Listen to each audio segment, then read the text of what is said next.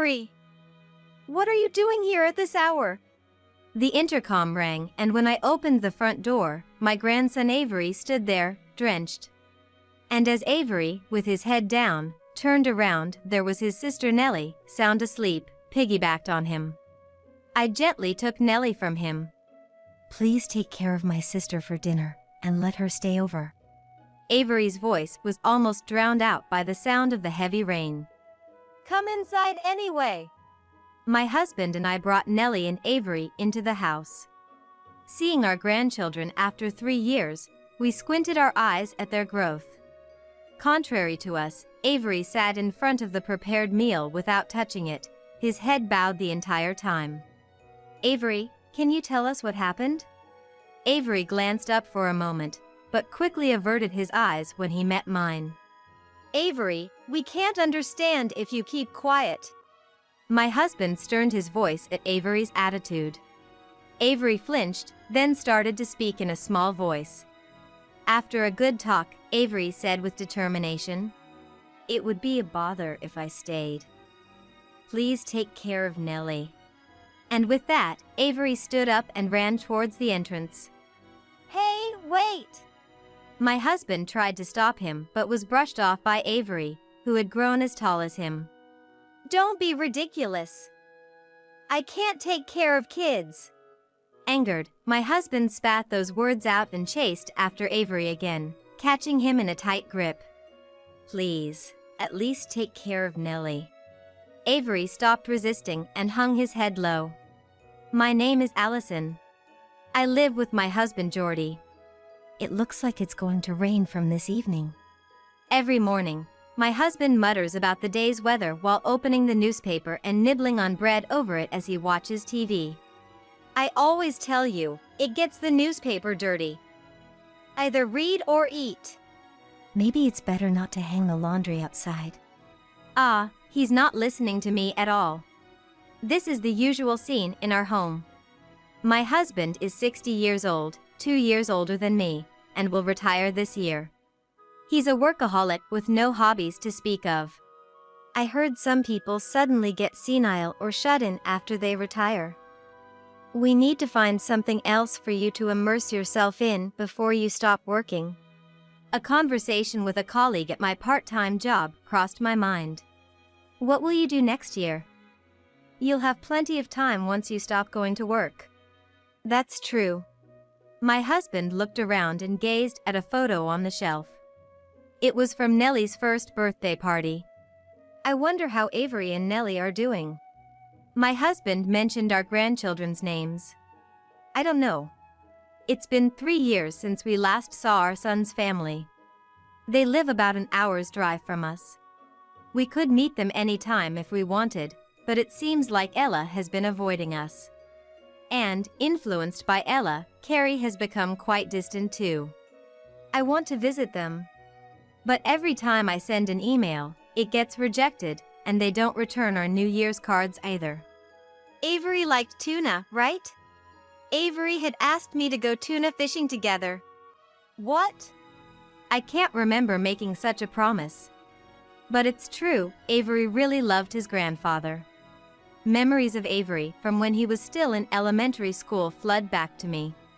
We promised to go together once I'm retired, since I'll have plenty of time. Jordy said that and sipped his tea with a lonely smile.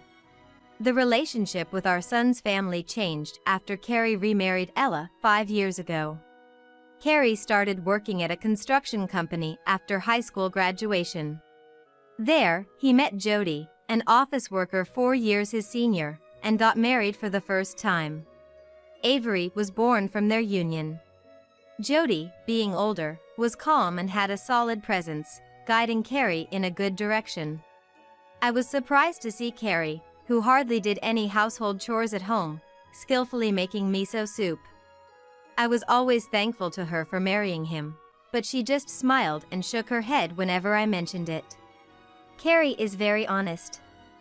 I'm left-handed, so when I showed him how I cut carrots with my left hand, he faithfully tried to do the same with his left, even though he's right-handed.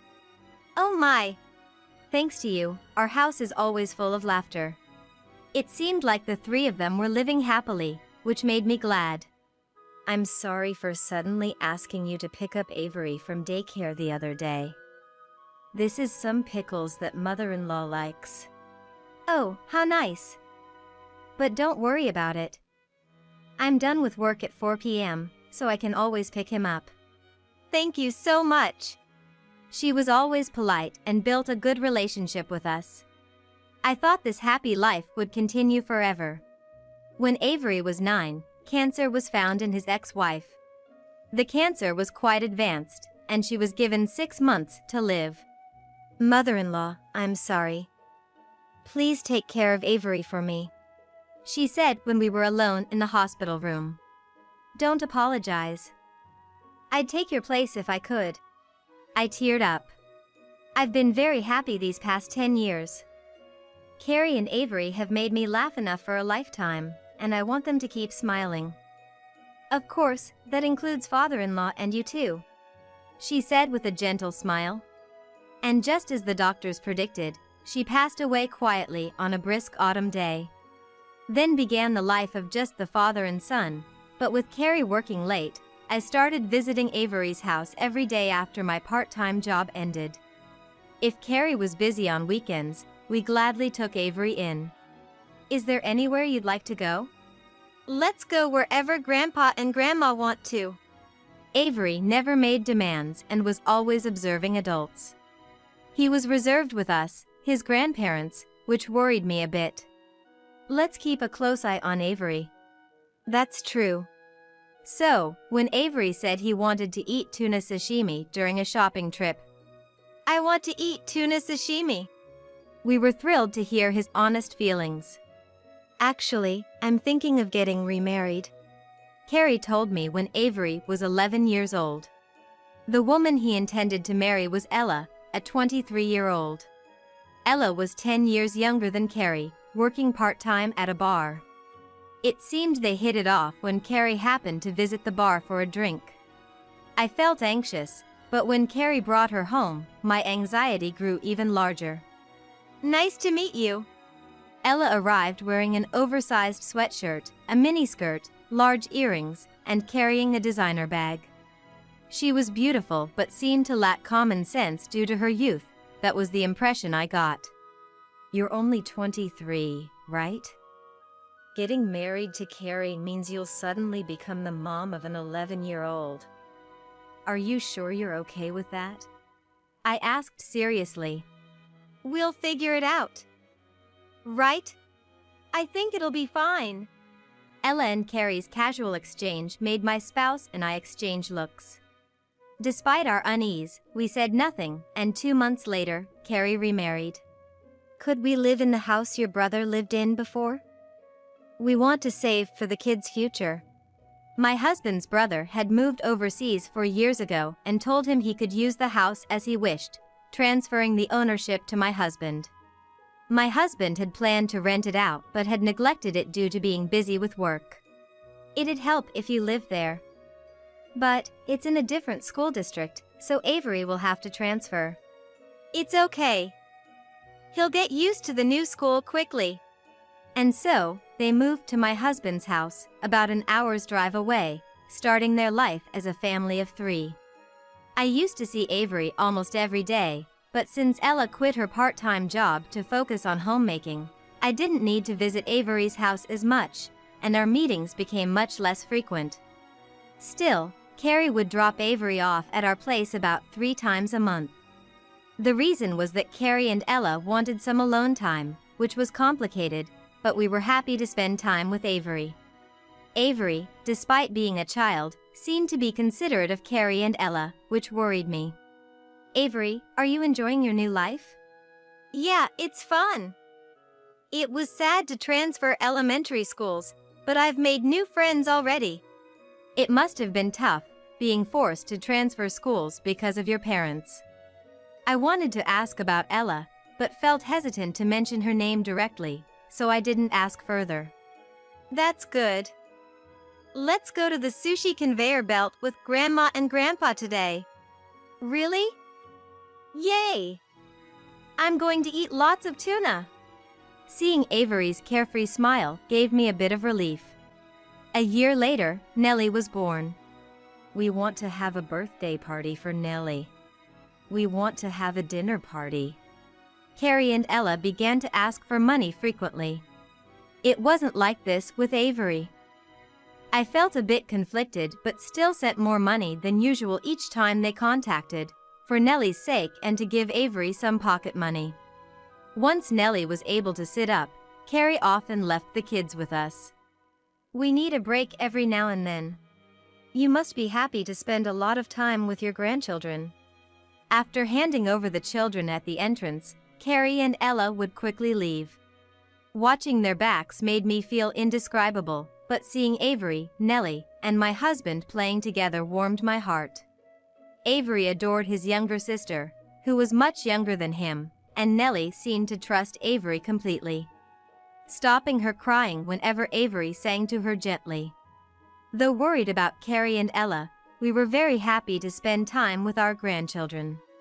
However, after Nellie's first birthday, Avery and Nellie stopped coming over altogether.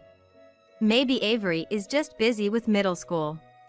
Thinking this, I called Carrie. I'll be in the area this Sunday. Can I stop by to see you? Well, I'll have to check with Ella. The conversation ended with a vague response, and later, a curt email stated they were busy. Despite my efforts to contact Carrie or Ella again, they always had an excuse, and we were never allowed to see Avery and the rest again. Did I say something to offend them? I was happy to take care of the grandchildren and provide financial support whenever asked. All we could do was hope that Avery and Nellie were living happily. 3 years passed. Avery became a freshman in high school, and Nellie turned 4. Not seeing our grandchildren had become the norm when one day, I happened to see Avery. That day, I was out to see a movie in the next town with a friend.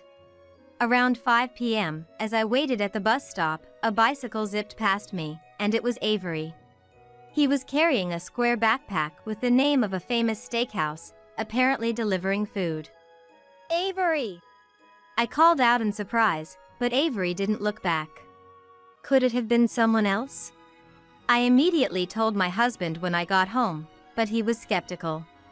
There's no way I'd mistake our grandson's face. But a high school student working a delivery job. Is Carrie's income not enough? I don't know. We've been sending them $500,000 each for their birthdays, but maybe that's not enough for Avery? Even though we hadn't seen them, I had assumed Carrie's family was happily living their lives somewhere out of sight. But seeing Avery that day suddenly made my unease grow. Then, 2 weeks later, a shocking event occurred. It was a rainy day. There's a heavy rain and thunderstorm warning from noon.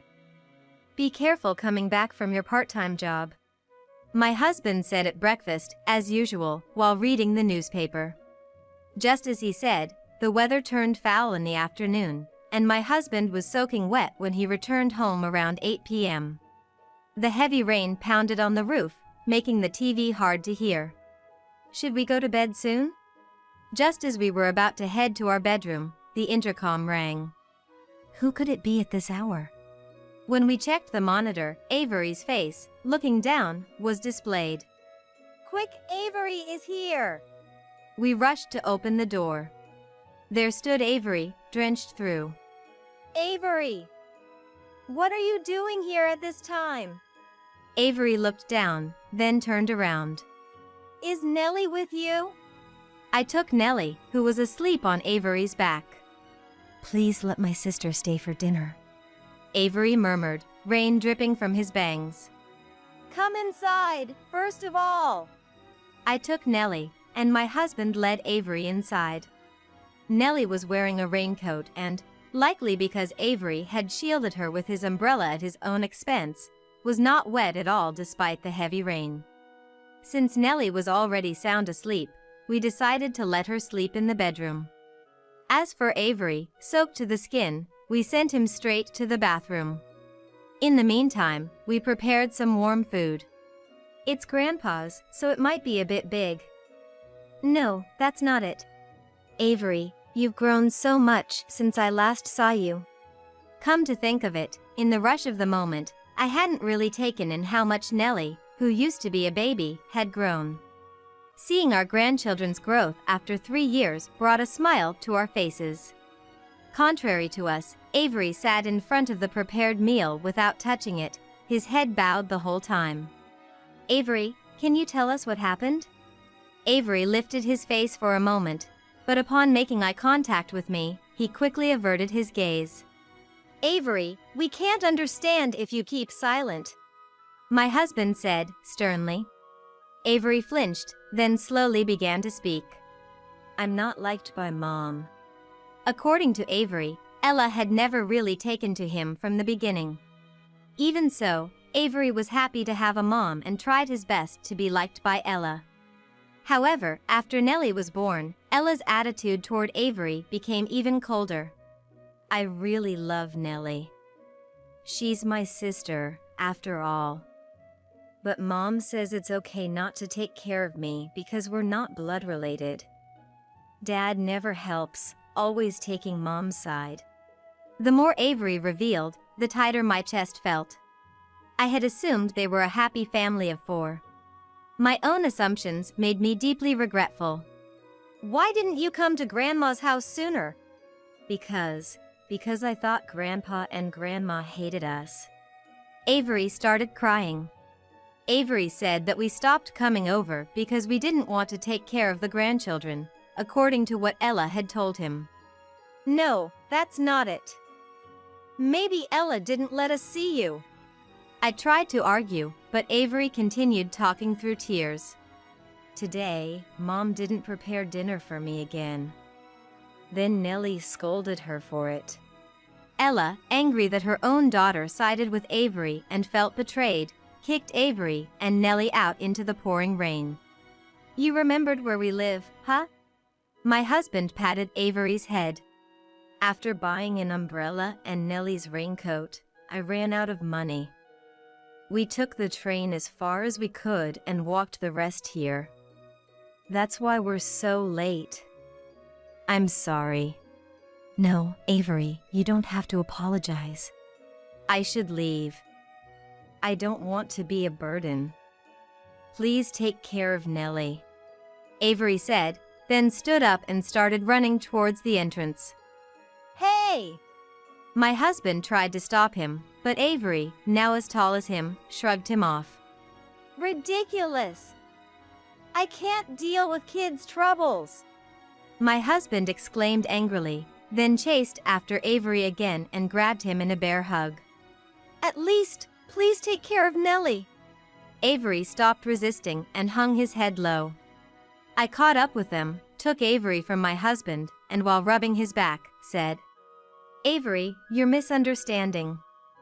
We've always wanted to see you and Nellie. But Carrie and Ella, they wouldn't let us. Avery finally looked me in the eye. I explained everything, how we tried to visit many times, how we couldn't see them, so we sent money for Avery and Nellie's birthdays through Ella, hoping to clear up the misunderstanding of these past 3 years. Avery looked surprised throughout. But it seemed he believed my words, as the despair on his face was replaced with a better complexion. I had no idea. About the money too. I guess Mom was using it for herself. That revelation shocked me. Avery also shared that he managed to get his high school tuition paid for, but he had to work part-time to afford lunch and school supplies since he didn't receive any money from them. The part-time job at the steakhouse? Did you know? I saw someone who looked like you delivering food the other day. I called out, but you rode past on your bike and didn't notice. Avery nodded sadly. Mom stopped making dinner for me once I started high school. The place offers meals, so I save on dinner. But today, I didn't have work, and sure enough, there was no dinner prepared for me at home. That's when Nellie defended me. Tears began to well up in Avery's eyes again. It's okay now. I soothed Avery's back. Was Carrie cold to you too? My husband asked, trying to contain his anger. Yeah. He just does whatever mom says. I liked my previous mom better. Dad used to be kinder too. Avery then started crying loudly. My husband was at a loss for words. For a while, only Avery's crying filled the house, but as he calmed down, my husband said, Avery, the ridiculous comment earlier was directed at Carrie and them. Your grandparents will always protect you and Nellie. That's right. You don't have to worry about anything anymore. Oh, Nellie's awake. Looking towards the living room door, we saw Nellie peeking out from behind a wall, looking wary. Nellie, do you remember us? Nellie shook her head no. My husband and I exchanged a look and smiled wryly. Right, the last time we met was on your first birthday, huh? Look. Showing her a photo from her first birthday party displayed in our house, Nellie's face lit up. She then ran over to Avery. Big brother. What's up? I'm hungry. My husband and I looked at each other and smiled again. Come on, let's reheat the food for both of you. Avery, please serve Nellie. You know what she likes best. Nellie's presence brought a slight smile back to Avery's face. The two of them ate heartily and soon fell asleep together, snugly in bed. Looking at the innocent sleeping faces of the two, I held back my tears. Having let them suffer so much until now, we resolved to protect Avery and Nellie at all costs from here on. My husband and I quietly made this decision and got into the car. We headed straight for Carrie's house. The lights inside were still on, and when we rang the doorbell, Carrie came out. Wait a minute. Despite my husband trying to stop me, we barged into the house. Entering the room, we saw several empty alcohol bottles on the table, and Ella was laughing hysterically at the TV while lounging on the sofa with a beer in hand. Oh, father-in-law, mother-in-law. What brings you here at this hour? There's no what brings us here. Remember what you've done. My husband shouted, startling Ella. At first, Ella was surprised, but after putting down her beer can and sitting up straight, she glared at us. Avery and Nellie went to your place, huh? They came soaking wet. It seems you've been lying, saying we hate Avery. The money we intended for the grandchildren as pocket money never reached them. What are you planning? We're their parents. It's none of your business, Carrie said, sitting next to Ella, both glaring at us. They accused us of being foolish for believing everything Avery said. The custody of Avery and Nellie belongs to us. We don't want outsiders interfering. We've raised them well enough. Raised them well? You've been treating Avery like he's unwanted. At that moment, the doorbell rang. Who is it this time? Carrie muttered as he opened the door to find two police officers standing there. Yes, I had explained the situation to the police in the car and asked them to come to Carrie's house. The police officers entered without hesitation and began searching for the children. Where are Avery and Nellie in this downpour?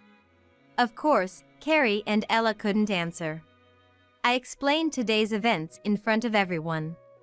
You'll need to come with us to the station for questioning, the officers said, and Carrie and Ella were taken to the police station. The next day, we were called in to give our statements. Avery was interviewed alone, but since Nellie was still young, she was allowed to be present with us. Dad and Mom ignore my brother. They don't even make dinner for him. My brother has to go to school during the day and work at night. It's really hard for him. I want to help my brother. 4-year-old Nellie tried her best to find the words to explain. Despite her age, she too was hurt by the abnormal family situation. Tears came to my eyes. Nellie looked at me curiously. Why are you crying? The police officers are heroes of justice. My kindergarten teacher said so. They will definitely help us. Yes, you're right. Everything will be all right now. Thank you, Nellie said to the police officer and smiled brightly. After the children's interviews were over, my husband and I were called in. As for the future of your grandchildren, we expressed our desire never to return Avery and Nellie to their parents and our intention to raise them ourselves. The police advised us to consult a lawyer. Following their advice, we talked to a lawyer familiar to my husband. 5 days later, the lawyer went to speak to Carrie and Ella, who were in custody, about the following 4 points. First, we intended to adopt Avery and Nellie to gain their custody. Second, Carrie and Ella were to have no further contact with Avery and Nellie. Third, we would not provide any more financial support. Fourth, the house Carrie and Ella were living in was scheduled to be demolished next month, so they had to vacate immediately. Initially, Carrie and Ella were furious. "Don't you have any parental affection?" they screamed. To which the lawyer calmly replied, "Avery is your biological child, isn't he?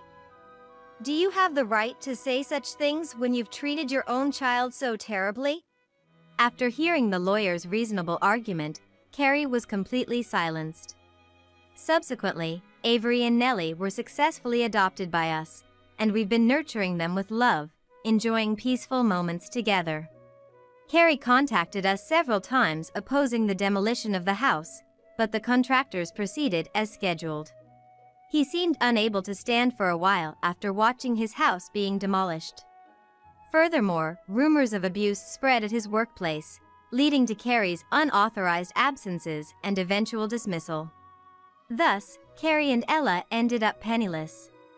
They lived quietly somewhere for a while until Carrie approached me for assistance. "If you persist, I'll report you to the police," I warned him, and he quieted down, seemingly giving up. Since then, I've known nothing about the two of them. On the other hand, Avery and Nellie, who initially felt tense living with us, gradually relaxed as we spent more time together. Avery quit his part-time job to focus on his studies and club activities, happily going to school every day. "Grandpa, what time are we leaving tomorrow?" "The tide is full at 8 a.m. So, we leave at 3 a.m. If I'm not up, wake me up." What's that supposed to mean? My husband, having retired, started fishing with Avery. Though they haven't caught any tuna, they've managed to catch squid, sea bream, flounder, and various other fish, thoroughly enjoying their fishing trips. So, my husband stood beside me, clasping his hands.